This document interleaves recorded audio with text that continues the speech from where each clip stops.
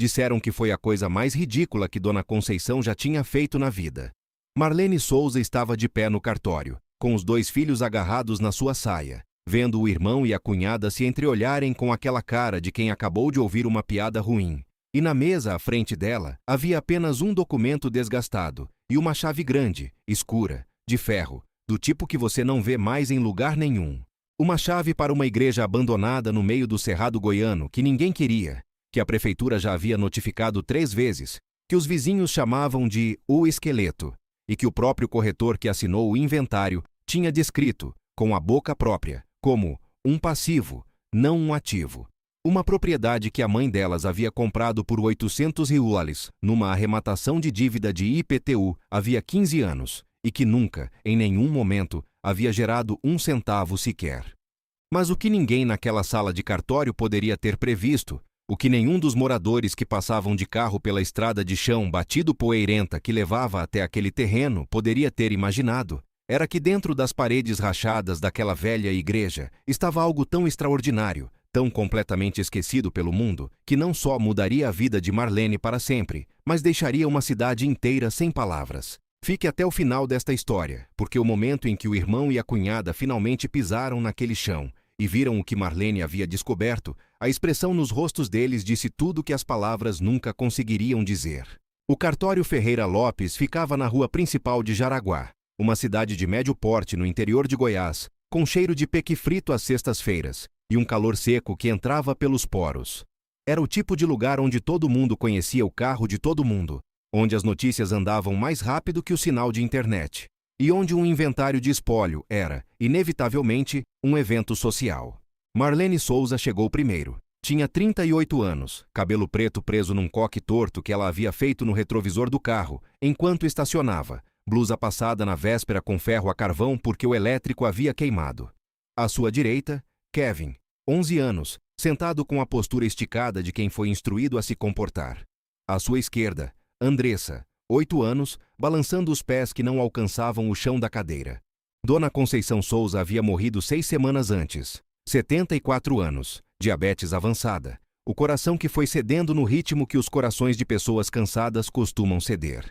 Havia sido lavadeira, depois cozinheira de escola pública, depois, nos últimos anos, quase imóvel numa cama de hospital que Marlene havia montado na sala da própria casa para que a mãe não ficasse sozinha. Marlene era a que havia feito isso. Havia largado o turno extra no mercado municipal para estar disponível.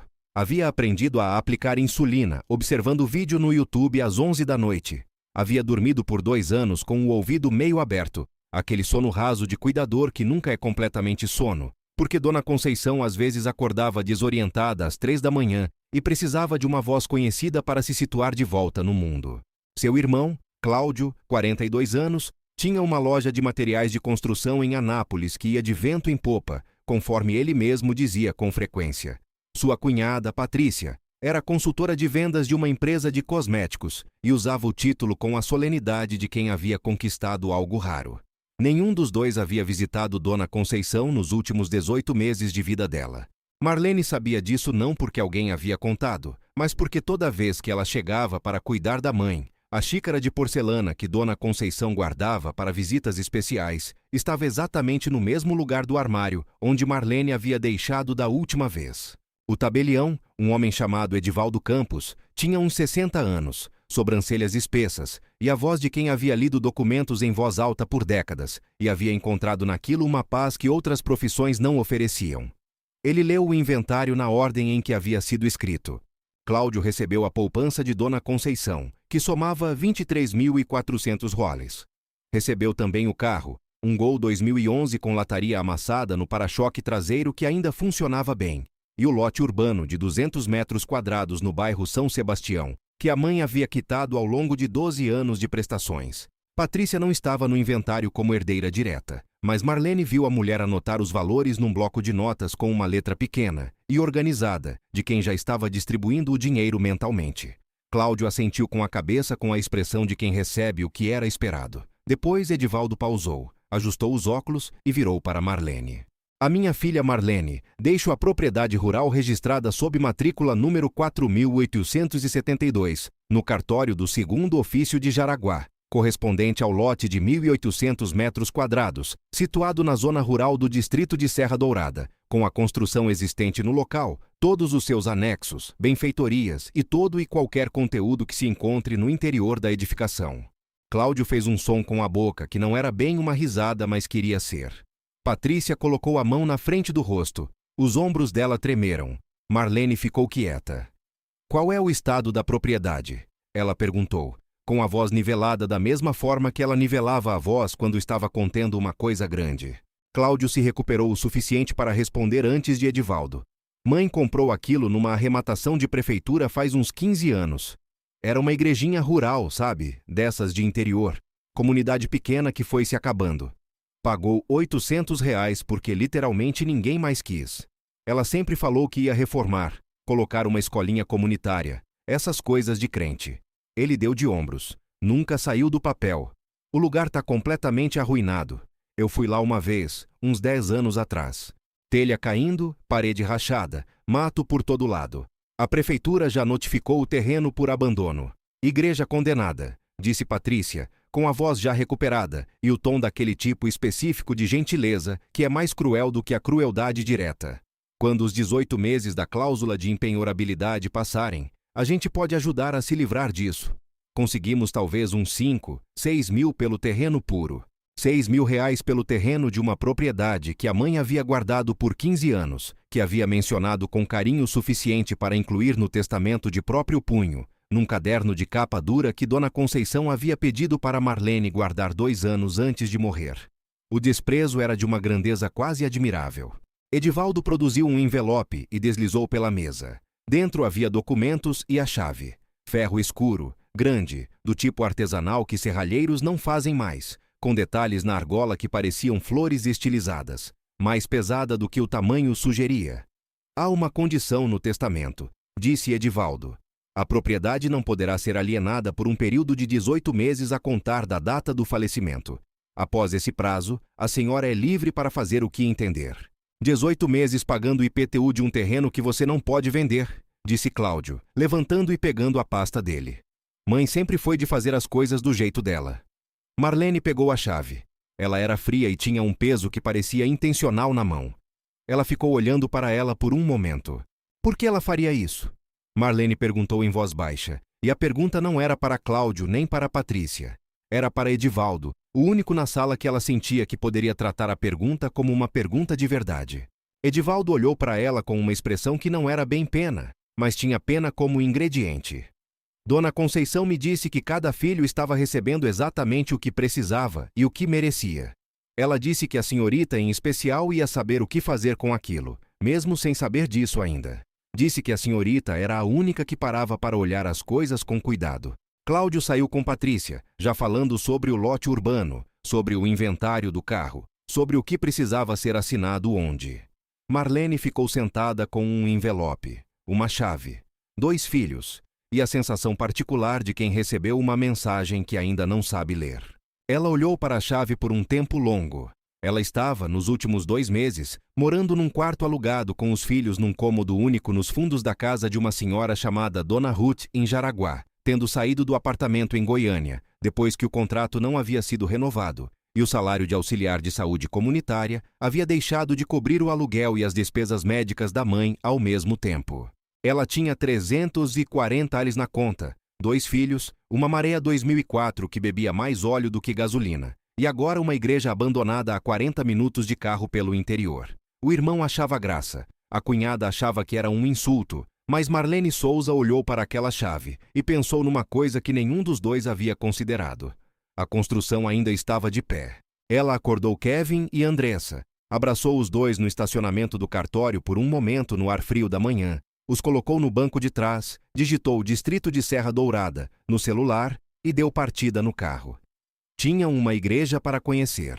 A estrada de terra que levava até o distrito de Serra Dourada saía da rodovia estadual, uns 20 quilômetros depois de Jaraguá, e seguia por entre pastagens e cerrado fechado por quase 8 quilômetros, com um tipo de irregularidade no chão que fazia a maré tiritar inteira a cada buraco. O distrito em si era menos uma cidade do que uma memória de cidade, umas 30 casas espalhadas, um bar com toldo desbotado, um campo de futebol de terra com traves sem rede. A propriedade estava no final de um ramal de terra que saía do centro do distrito. Uma cerca de arame tombada marcava a entrada. Não havia nome na placa, só um número pintado numa pedra. 14. Marlene entrou devagar. A maré reclamou de um barranco e depois o terreno abriu. A fotografia que Edivaldo havia incluído no envelope havia sido tirada de longe, provavelmente de carro, e a distância havia sido misericordiosa. De perto não havia misericórdia. A igreja era uma construção de alvenaria de tijolos aparentes, planta retangular, talvez 15 metros de comprimento e 8 de largura, com uma torre sineira pequena no lado direito da fachada que havia perdido o sino e a maior parte do reboco. As telhas cerâmicas do tipo colonial estavam quebradas em vários pontos, alguns buracos abertos para o céu, a madeiração do telhado escurecida de umidade. As janelas dos lados eram em arco, algumas com as grades de ferro enferrujadas e tortas, outras com o arco parcialmente desmoronado. A porta principal de madeira estava de pé, mas separada da verga por uma fresta que dava para ver do lado de fora. Na fachada, uma cruz de cimento que havia sido branca estava coberta de limo verde escuro. O mato havia tomado conta do entorno completamente. Capim colonião alto até a altura do peito, 2 pés de mamona crescendo entre a fachada e a grade. Uma figueira brava que havia nascido na junção entre a torre sineira e a parede principal, e estava no ritmo das figueiras bravas, abrindo lentamente essa junção com as raízes. Kevin olhou pela janela do carro com uma expressão que era ao mesmo tempo fascínio e cautela. "É uma igreja?" Ele perguntou. "Era", Marlene disse. "Vai ser de novo." Ela disse com mais segurança do que sentia, porque era isso que você fazia quando seus filhos estavam olhando para você decidir se ia ter medo. Ela saiu do carro e caminhou até a construção devagar, as calças molhando do joelho para baixo no capim ainda úmido de orvalho. Ela fez o que havia aprendido a fazer quando avaliava as condições das casas dos pacientes durante o trabalho na saúde comunitária. Deu a volta completa antes de entrar, olhando fundação, paredes, estrutura. A fundação era de pedra lavrada, o tipo que não se faz mais, assentada sem argamassa industrial, encaixada por tamanho e peso. Velha, mas firme. As paredes laterais e a fachada, longe dos pontos de infiltração, estavam estruturalmente intactas. O tijolo era artesanal, cozido a lenha, com irregularidades que revelavam a mão de quem havia feito, mas de uma dureza que o tijolo industrial atual raramente alcançava. A parede dos fundos havia cedido em um ponto, um desmoronamento de talvez 2 metros de extensão por 1 metro de altura, mas a estrutura restante ao redor do vão ainda estava em pé, e o vão em si estava seco, o que sugeria que a água havia drenado em vez de acumular. O telhado era o problema maior. Mas era um problema de telhado, não de estrutura. Marlene ficou olhando para a construção por um longo tempo do lado de fora. Ela tentou ver não o que estava ali, mas o que poderia estar ali. "Pé direito alto", ela pensou. 8 metros de largura, 15 de comprimento. Janelas em arco que abertas jogariam luz pelos 2 lados. A torre sineira ainda tinha altura, e charme mesmo em ruínas. O terreno em volta era plano e vasto, e havia nos fundos o que parecia ser um olho d'água marcado pela vegetação mais densa e mais verde, o tipo de verde que só aparece onde tem umidade constante de subsolo. Ela usou a chave na porta. A fechadura era da mesma geração da chave, grandes e sólidas, e depois de uma resistência inicial de coisa que não foi movida em anos, girou. Marlene empurrou a porta. Ela abriu com um som longo e baixo de madeira inchada cedendo no batente. O cheiro veio primeiro. Mofo, terra úmida, madeira velha, e embaixo de tudo isso, alguma coisa que ela não conseguiu nomear de imediato. Seco, mas suave. Como papel antigo ou como o interior de um baú que ficou fechado por muito tempo. Ela parou na entrada com os filhos encostados nos seus lados e deixou os olhos se ajustarem. O interior era uma única nave com teto de madeira inclinado seguindo o caimento do telhado. Onde as telhas haviam quebrado, colunas de luz cinza entravam pelas aberturas e iluminavam o pó em suspensão no ar. O piso era de caco de tijolos assentados em espinha de peixe, um padrão que Marlene havia visto em casarões históricos em Goiás Velho. A maioria estava intacta, coberta de detritos, mas intacta. Ao fundo, no lugar onde havia sido o altar, uma estrutura de madeira ainda estava de pé, simples, sem ornamentos, mas sólida, da mesma madeira escura e densa das vigas do teto. As paredes internas haviam sido rebocadas e caiadas de branco. A cal havia escurecido e descascado em longos mantos, mas debaixo do escurecimento e do descascamento, as paredes tinham uma espessura que chamou a atenção de Marlene imediatamente. Ela tocou em uma com a palma aberta. Tijolos assentados em fiadas duplas com argamassa de cal e areia grossa, facilmente 40 centímetros de espessura total.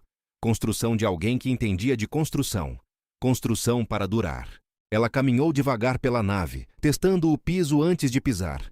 Os tijolos estavam firmes. Chegou até o altar e examinou a estrutura de madeira. Era cedro. Ela reconheceu pelo cheiro ainda presente apesar de tudo. Cedro maciço, encaixado com pinos de madeira. Nenhum prego à vista. Ela estava tocando na coluna lateral do altar quando sentiu. Não na coluna. Na parede atrás dela. Ela tirou a mão da coluna e colocou na parede. Pressionou com a palma. A parede devolveu uma resistência diferente da que ela havia sentido nas outras paredes. Não oca, não cedendo, mas diferente. Uma textura por debaixo da cal que não combinava com a alvenaria simples que havia em todo o resto. Marlene pegou o celular e apontou a lanterna para a parede atrás do altar. E agora que estava procurando, ela viu uma linha horizontal a uns 30 centímetros do chão, correndo por quase toda a extensão da parede do altar. E acima dela, mais irregular, mas claramente lá, uma linha vertical de cada lado, subindo até quase 2 metros de altura. Não rachaduras de assentamento. Linhas deliberadas, caiadas por cima para não aparecerem, mas presentes para quem estivesse olhando de perto. A parede atrás do altar da igreja de Serra Dourada não era uma parede só. Tinha alguma coisa do outro lado. Marlene ficou imóvel naquele piso de caco de tijolo com a lanterna do celular tremendo levemente na mão. E sentiu alguma coisa que ela não havia sentido desde antes de começar a cuidar da mãe. Antes do apartamento, antes da conta zerada, antes dos 2 anos de sono raso e do cheiro de hospital que havia impregnado na roupa. Sentiu aquela coisa específica que existe só no início de algo, quando você não sabe ainda o que é, mas cada instinto que você tem está dizendo que você precisa prestar atenção. Ela foi procurar uma ferramenta. No espaço que havia sido uma sacristia, num cômodo pequeno atrás do altar, ela encontrou um martelo velho pendurado num prego na parede. O cabo estava ressecado, mas inteiro, a cabeça pesada e sólida. Andressa estava no vão da porta da sacristia olhando com os olhos arregalados. "O que você vai fazer, mãe?" "Abrir uma parede", Marlene disse. Ela ficou de frente para a parede do altar, sentiu novamente as linhas com as pontas dos dedos, escolheu um ponto central e desferiu o primeiro golpe. O reboco cedeu fácil, mandando uma nuvem de pó branco no ar. Ela puxou o martelo e bateu de novo, abrindo o buraco. Antes de bater uma terceira vez, ela parou e apontou a lanterna para a abertura que havia feito. Por trás do reboco não havia o tijolo da parede que ela esperava. Havia madeira. Madeira escura, densa, encaixada em tábuas horizontais que corriam lado a lado com uma precisão que não tinha nada de improvisado. Madeira trabalhada com a mão de alguém que sabia exatamente o que estava fazendo. Marlene trabalhou com cuidado a partir desse ponto, retirando o reboco em pedaços em vez de golpes, usando as mãos para soltar as partes que o martelo havia afrouxado. Kevin e Andressa se revezavam segurando o celular apontado para pirar a parede. Levou quase 1 hora para revelar o suficiente. Era um painel, uma estrutura de madeira construída diretamente sobre a parede de tijolos do altar, encaixilhada, com prateleiras internas horizontais, com a abertura frontal vedada por um reboco duplo, o interno mais grosso como base, o externo mais fino de acabamento, e tudo caiado por cima até sumir completamente na parede. Alguém havia construído um armário dentro da parede de um altar de igreja, e depois o havia escondido tão completamente, que se Marlene não tivesse passado a mão naquele ponto específico, sentindo a diferença de resistência, ela nunca teria sabido que estava lá. As prateleiras estavam ocupadas. Cada objeto havia sido embrulhado em pano de algodão grosso, do tipo de saco de estopa cortado, amarrado com barbante encerado. Marlene pegou o mais próximo e desfez o nó devagar. Abriu o pano. Era uma imagem. Madeira esculpida, pintada, talvez 40 centímetros de altura. Uma figura feminina com manto azul e coroa dourada. O rosto de feições delicadas entalhadas com uma precisão que Marlene não conseguia parar de olhar. A tinta havia escurecido em alguns pontos, mas estava íntegra em sua maior parte. A base era esculpida junto com a figura, sem separação, do mesmo tronco.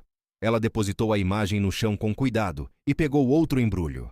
Uma cruz processional de madeira, desmontada em 2 peças encaixadas, com inscrições entalhadas ao longo dos braços em latim ou português arcaico, ela não conseguia decifrar, e terminações trabalhadas em entalhes que eram, claramente, a mão de alguém que havia dedicado um tempo considerável a cada curva. Outro embrulho. Uma bandeja circular de metal escurecido, prata ou cobre, com relevo de folhas e cachos ao redor da borda, do tipo que aparecia em fotografias de antigas missas rurais, a que chamavam de salva. Outro. Um livro. Capa de couro marrom escuro, amarrado com uma tira do mesmo couro, inchado pela umidade mas não destruído. Ela abriu com 2 dedos na primeira página. A escrita era em letra de mão, inclinada para a direita, com as grandes iniciais ornamentadas que pertenciam a um tempo em que escrever era um gesto de cerimonial. No topo da página, em letras maiores e mais cuidadosas, um nome. Padre Eleutério do Espírito Santo. E abaixo, uma data. Março de 1923. Marlene sentou no chão frio de caco de tijolo com o livro no colo e 2 filhos encostados nela, e leu a primeira entrada com a lanterna do celular iluminando a página. A voz que saía daquelas páginas era a de um homem preciso, formal no estilo de padres do interior do Brasil no início do século, mas com uma honestidade direta por baixo da formalidade. Padre Eleutério havia chegado à comunidade de Serra Dourada em 1911, vindo de Pirenópolis, enviado para atender um distrito que havia crescido rápido demais durante o ciclo da mineração, e depois havia encolhido mais rápido ainda quando o ouro foi acabando. Ele havia ficado.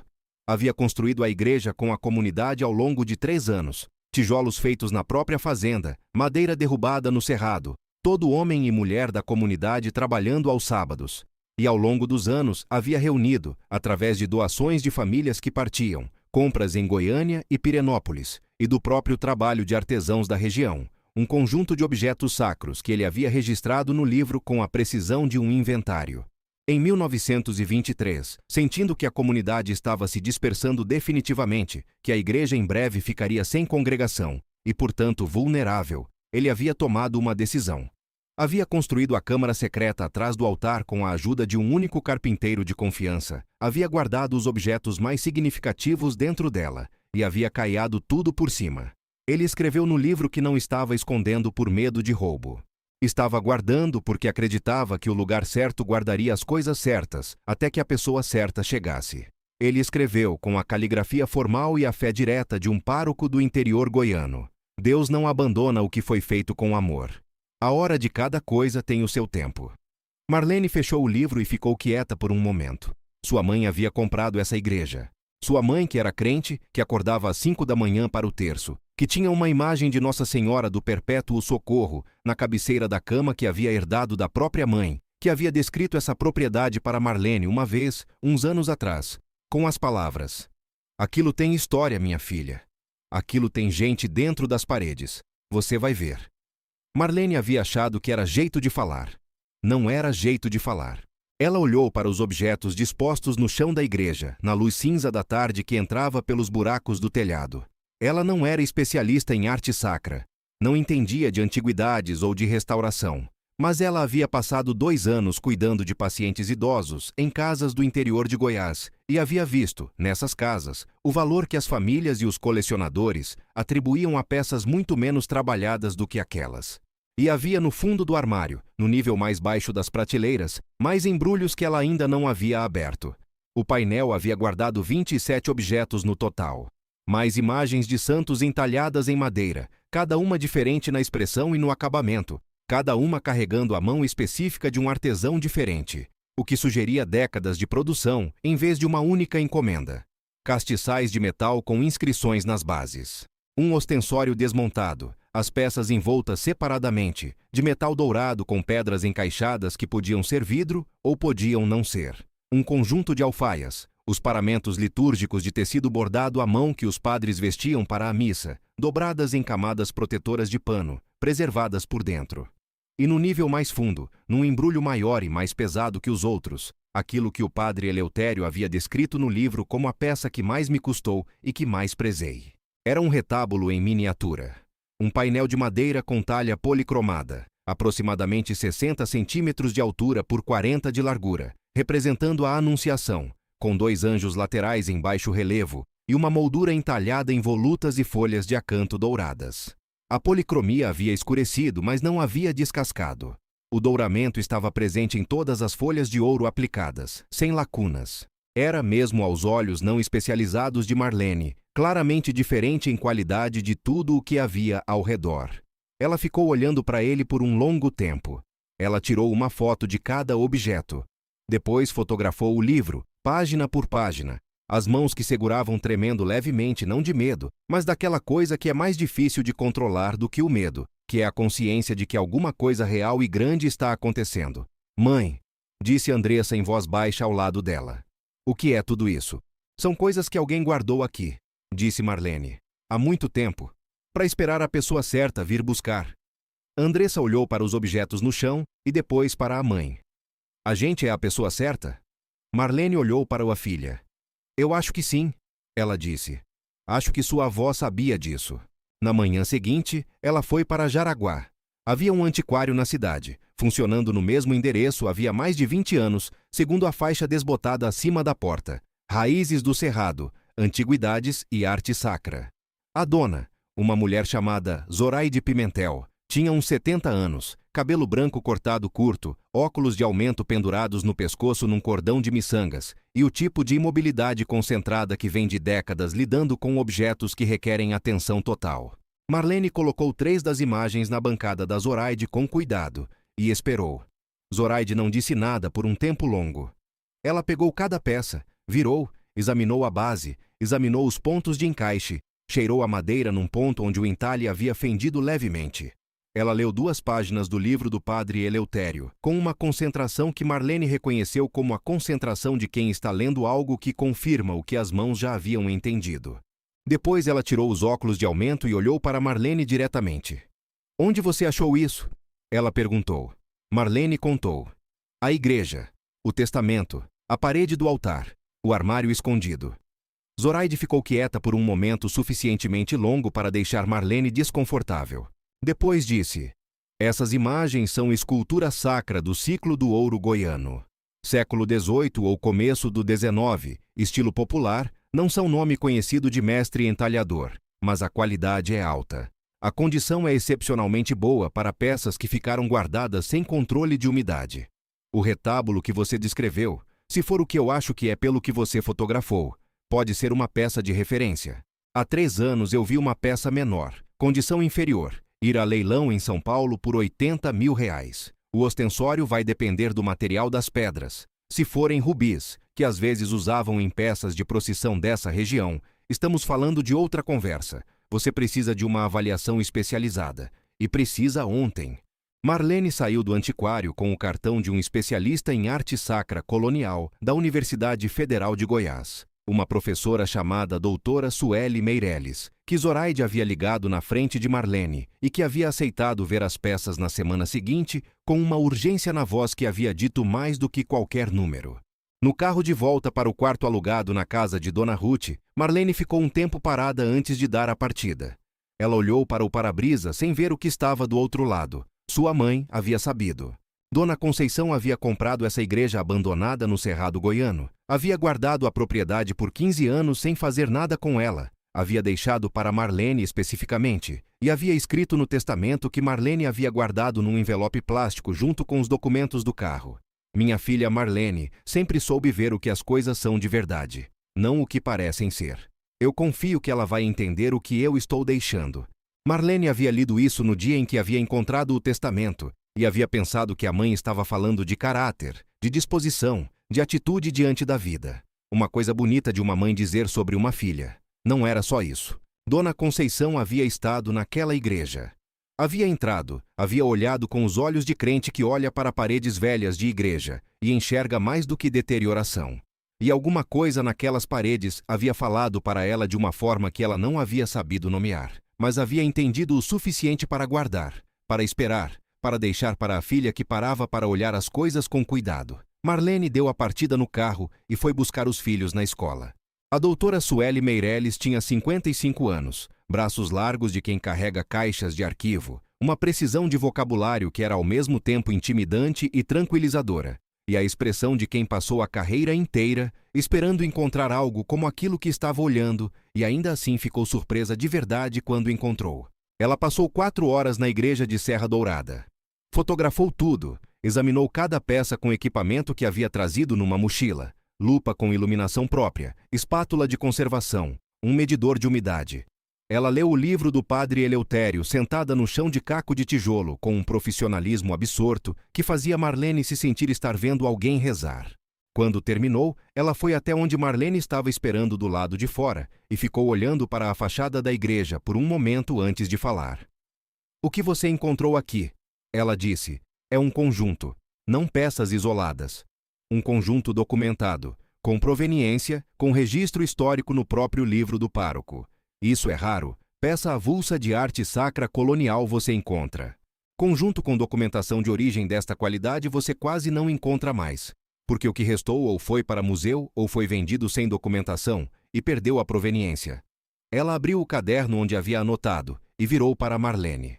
"As imagens de santos são 18 peças, estilo popular goiano, séculos 18 e 19, condição entre boa e ótima considerando as circunstâncias. O conjunto das alfaias é completo e intacto, o que é extraordinário, tecido bordado à mão em excelente estado de conservação. Os castiçais são prata. Eu preciso confirmar a lei, mas são prata. O ostensório tem pedras que eu levei uma amostra para análise, mas a minha avaliação preliminar é que ao menos 4 delas são rubis de qualidade. O retábulo da Anunciação é a peça mais significativa. Existe um retábulo semelhante, menor, de procedência incerta, no acervo do Museu de Arte Sacra de São Paulo. Este é superior em dimensão, em estado, e agora com o livro do padre Eleutério, em documentação histórica." Ela fechou o caderno e olhou para Marlene. "Eu não gosto de dar números antes da avaliação formal", disse ela. "Mas eu vou te dizer uma coisa porque você precisa saber o que está guardando aqui. O conjunto completo, com a documentação, em condições de leilão especializado ou negociação direta com instituições, está acima de R$1 milhão. Possivelmente bem acima. O retábulo sozinho, se for para o mercado certo, pode ser mais do que isso." Marlene ficou olhando para ela sem expressão visível por um momento. Depois ela disse, "Quanto acima de R$1 milhão?" Doutora Sueli disse um número. Marlene leu o número 2 vezes com os olhos. Depois olhou para a igreja. Depois para a especialista. "Minha mãe comprou esse lugar por R$800, ela disse. Doutora Sueli olhou para ela com a expressão de alguém que passou a vida estudando a capacidade das coisas antigas, de guardar valor que as pessoas ao redor não conseguem enxergar. Às vezes ela disse, as pessoas certas enxergam o que precisa ser enxergado.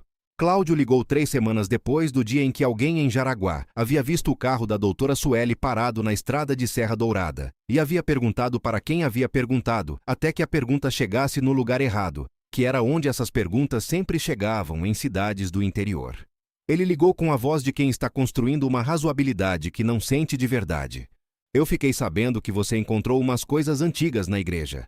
Ele disse, "É só justo a gente conversar sobre isso. No fundo, o espólio da mãe inclui o conteúdo da propriedade. A gente poderia discutir uma divisão." Marlene ouviu tudo. Depois disse, "O testamento da mãe diz propriedade com todos os seus anexos, benfeitorias e todo e qualquer conteúdo que se encontre no interior da edificação. Edivaldo pode confirmar.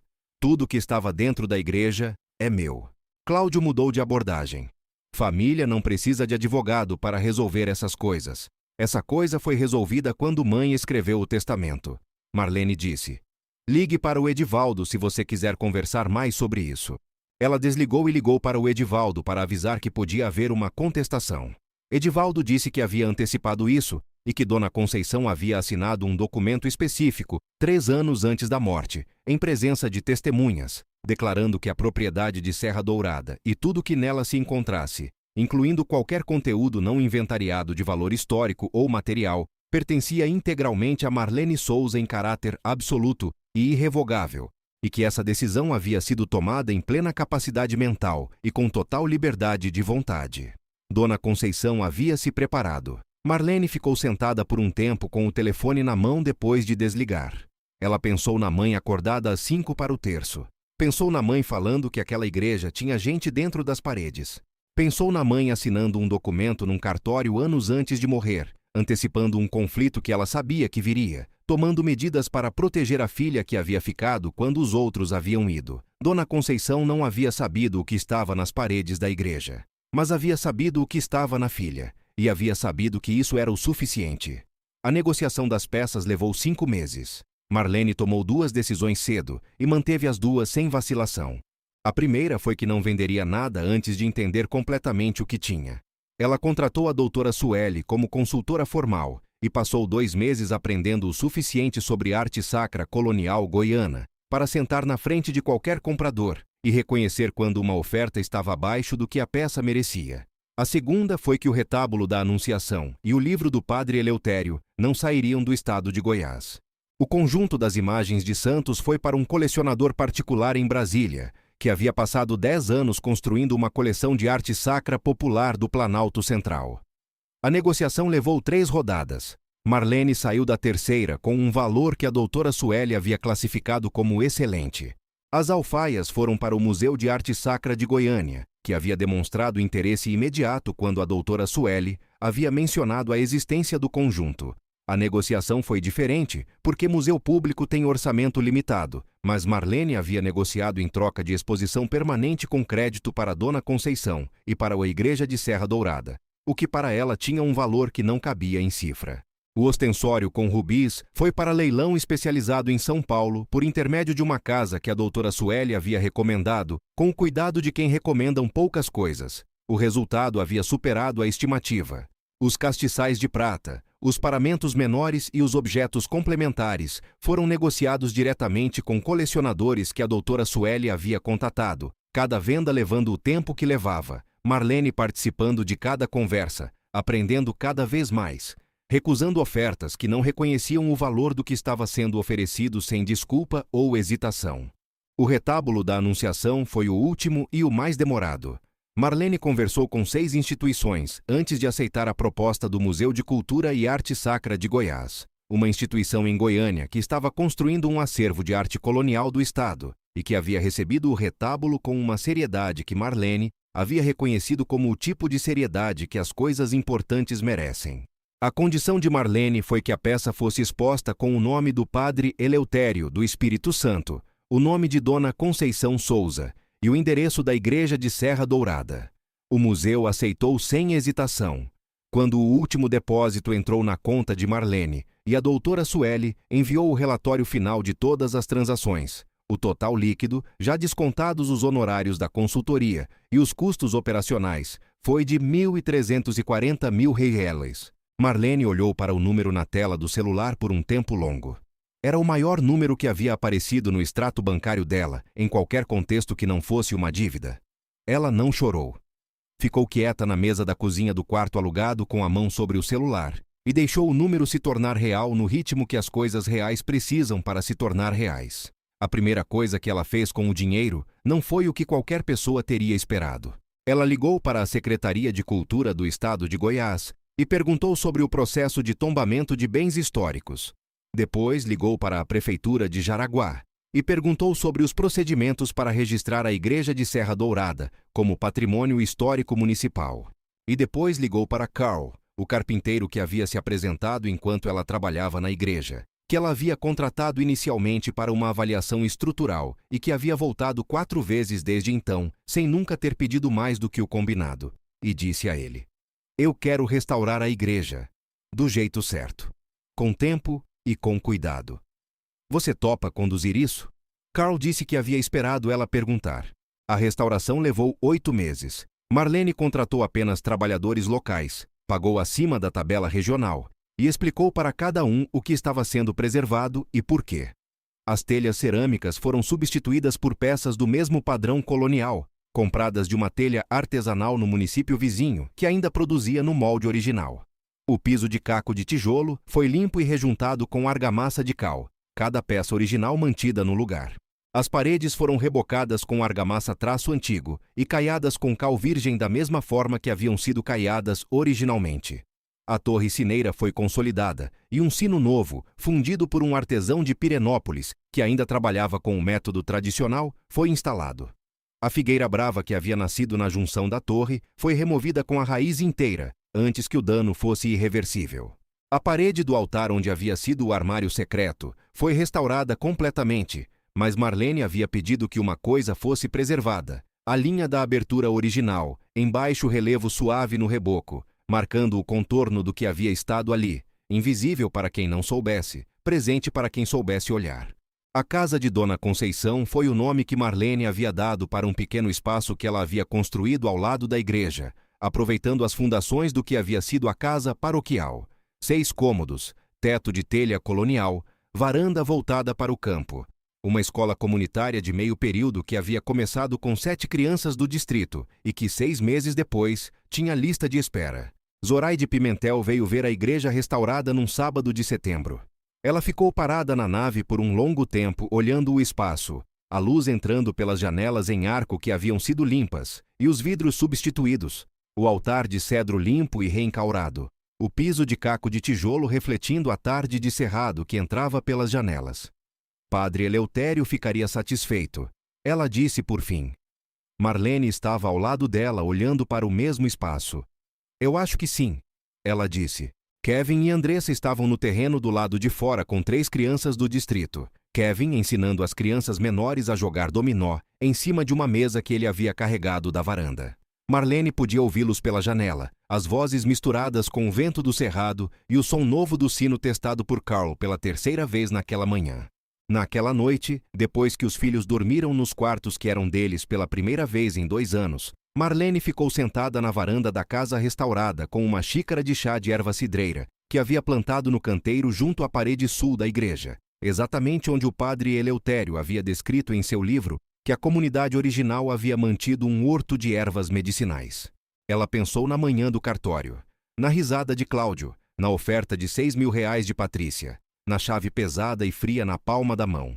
Pensou nos 6 anos de orvalho nas botas, e nas noites sem dormir completamente, e nas contas que não fechavam, e nos turnos extras e no ferro a carvão às 11 da noite passando a blusa para o dia seguinte. Pensou no padre Eleutério caiando a parede do altar em 1923 e escrevendo que Deus não abandona o que foi feito com amor. Pensou na mãe entrando nessa igreja em algum momento que Marlene não havia visto, olhando para as paredes com os olhos de quem reza de verdade, e sentindo alguma coisa que ela havia levado consigo por 15 anos, até depositar numa chave e num testamento e numa frase sobre a filha que sabe ver o que as coisas são de verdade. O celular vibrou. Era Cláudio. A mensagem dizia apenas: "Eu soube que ficou lindo. Fico feliz por você." Marlene leu uma vez. Colocou o celular virado para baixo no corrimão da varanda. Talvez a mensagem fosse real o suficiente para merecer uma resposta. Talvez em algum momento ela respondesse. Mas não naquela noite. Naquela noite era dela. Da igreja e das crianças dormindo, e do sino novo que Carl havia regulado para soar no vento quando o vento era suficiente. Do olho d'água nos fundos que ela havia cercado para proteger, e que agora brilhava na luz da lua que entrava pelo cerrado aberto, da xícara quente nas mãos. Dona Conceição havia pagado R$800 por uma igreja condenada que ninguém queria. Todo mundo havia achado que era uma excentricidade de mulher velha e crente que não sabia de dinheiro. Dona Conceição havia sabido de dinheiro, havia sabido de valor, havia sabido de filha. O que ela havia deixado para Marlene não era uma propriedade, nem um acervo, nem uma conta bancária. Era a prova de que as coisas feitas com amor não se perdem, que as paredes que guardam com fé guardam de verdade, que a pessoa certa, no tempo certo, abre a fechadura que ninguém mais havia parado para tentar abrir. Marlene Souza olhou para o cerrado na noite de setembro e respirou o ar que cheirava a terra molhada e peque e história, e sentiu, pela primeira vez em mais tempo do que conseguia calcular, que estava completamente no lugar certo.